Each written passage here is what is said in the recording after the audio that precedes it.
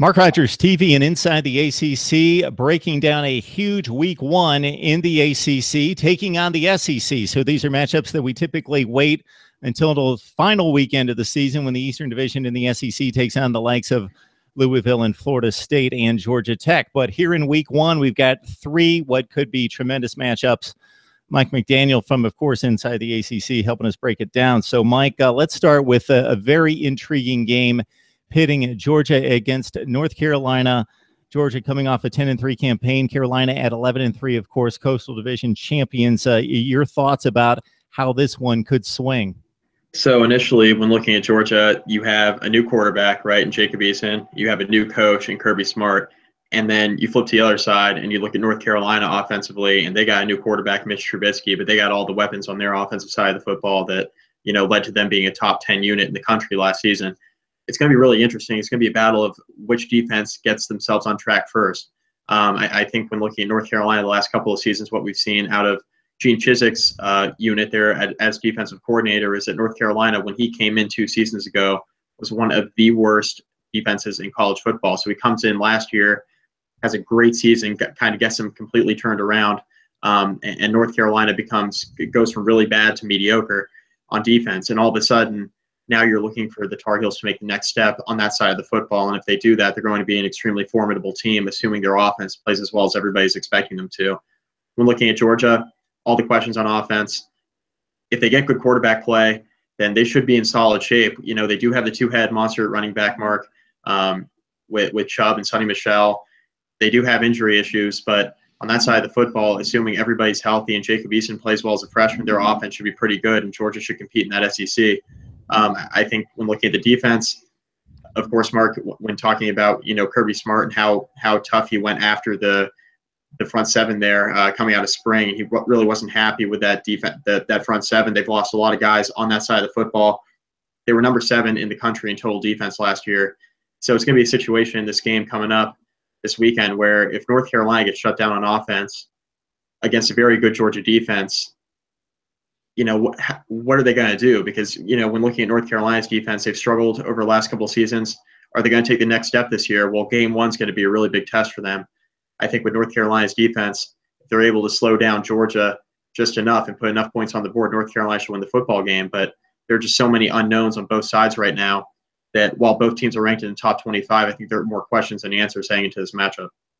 Intriguing situation when you take one of the top coordinators in college football over a long span of time and make him a head coach, because it's a completely different position and different situation. You go from X's and O's to CEO. So Kirby Smart, we saw a situation actually last night in the very first college football game of the season, Hawaii Cal, where Nick Rolovich took over the Hawaii program, and he makes a statement by coming up with an onside kick to start the game. So who knows what Kirby Smart is going to do in game one as a head coach on the sideline. He has made the bold move of inserting Jacob Eason as the starting quarterback based on everything we've heard. And you allude to that situation there. Grayson Lambert, ACC fans very familiar with him and his stint at Virginia, threw 12 touchdowns against 2 picks. Good stats on the surface last year, but didn't play well in the big games for Georgia when they needed him. Bryce Ramsey, actually the third-string quarterback, has the best arm, but Jacob Eason's the kid with the ceiling, and they didn't play it safe and go with the veteran in Lambert. They go with the kid in Eason, who should be supported by the great running game, but Nick Chubb left against Tennessee last year. We haven't seen him since. One of the very best backs in college football, and if he can come back healthy, he's probably right there with Fournette and Cook and McCaffrey. 8.1 yards per carry in 2015 after a huge 14 season. Sonny Michel right there with him with over 1,100 yards and 8 touchdowns last year. So it's going to be something for the North Carolina defense to have to toughen up against an SEC team. And that's one of the dynamics that we see sometimes ACC, SEC, is the SEC just a little bit too strong in the trenches. Yeah, and the thing about North Carolina in this game, you talk about being strong in the trenches. That's something they really struggled with last season. It was one of the more pressing reasons why their defense wasn't as good as it could have been, even though they did make great improvement. The front seven really struggled.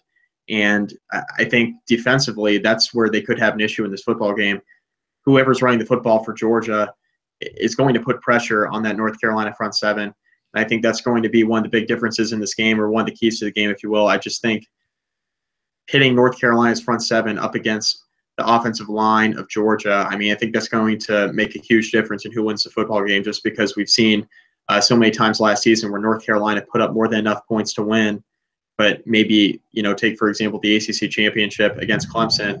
Ultimately, Clemson just beat them down, and defensively, North Carolina couldn't handle it.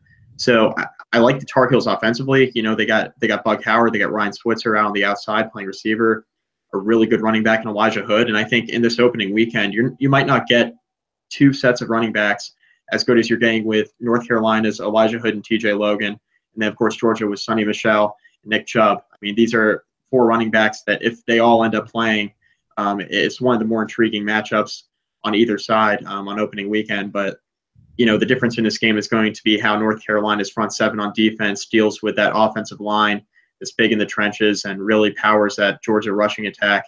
Because, look, in week one, you're trying to see what you have as a unit. And I think everybody knows that North Carolina's offense with Mitch Trubisky and what he's done in spot duty for Marquise Williams over the last few seasons, we know that Trubisky's pretty talented. North Carolina's offense should be pretty good. But I think one of the questions that we have heading into the ACC season, especially when considering who's going to compete for the Coastal and kind of challenge either Clemson or Florida State out of the Atlantic, is can North Carolina emerge as a team for a second year in a row, and can their defense be good enough to go out there and not only win the Coastal, but then compete and try to win an ACC championship? Pike is actually one of the very best up front for Georgia along the offensive line. He's on all the trophy award lists preseason. Malcolm Mitchell, their best wide receiver, deep threat, gone from last season. A lot of unproven guys in that Georgia wide receiver core. Terry Godwin, probably the guy to look out for as a freshman, caught 35 passes. Reggie Davis, 71-yard punt return for a touchdown in a pivotal win against Tennessee last year. He could factor into this game. The one matchup before we move on this one, Mike, that I really like is all that speed and talent and ability at North Carolina at wide receiver. Ryan Switzer, Matt Collins, Bug Howard, as you mentioned, against a Georgia secondary that only gave up 156 yards passing per game. You alluded to the overall rank defensively. They were number one against the pass, and they have two of the very best safeties in college football, and Dominique Sanders and Quincy Mauger. So Georgia loaded in the secondary, North Carolina at wide receiver. It's always fun to watch the freakish athletes go at each other, wide receivers and DBs there. Very interesting. Georgia, North Carolina, that's the 5:30 Eastern time game from the Georgia Dome on Saturday.